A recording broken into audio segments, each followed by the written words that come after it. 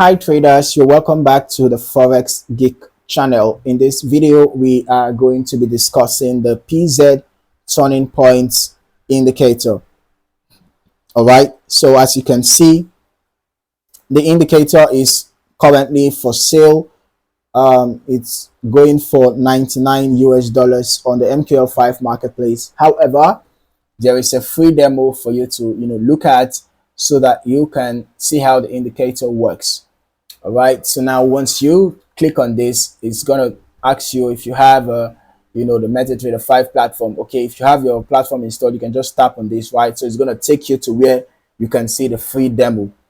All right, so if the demo meets up to your expectations, then you can decide to proceed with a financial commitment. But I recommend that you get comfortable with what you see before you make any financial commitment. All right, now briefly, we're just going to be looking at how this indicator works.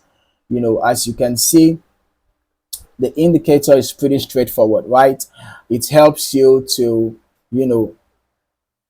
identify possible reversal points on your charts. As you can see, the name is turning points, right? The name of the indicator is PZ turning points, right? So it shows you possible turning points on your chart, possible reversal points on your chart.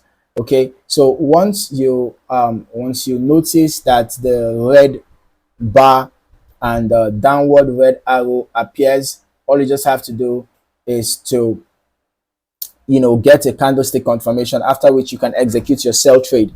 All right, now in the case of a buy, you will notice the appearance of this blue line and then the upward blue arrow.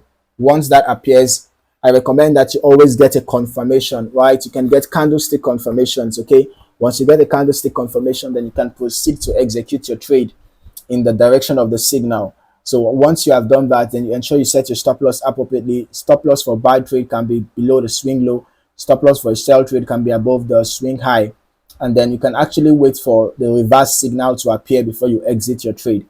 Or you can wait for price to get towards resistance zones to exit your buy trade, and wait for price to get towards support zones to exit your sell trade. But if you don't want to take those chances, then you can just exit your buy trade once the sell signal appears and exit your sell trade once a buy signal appears. Now, if you're not yet subscribed to this channel, now might be a good time to do that. And don't forget to turn on your notifications so that you do not miss out on more valuable trading content like this. In the meantime, thank you for watching. See you in the next video.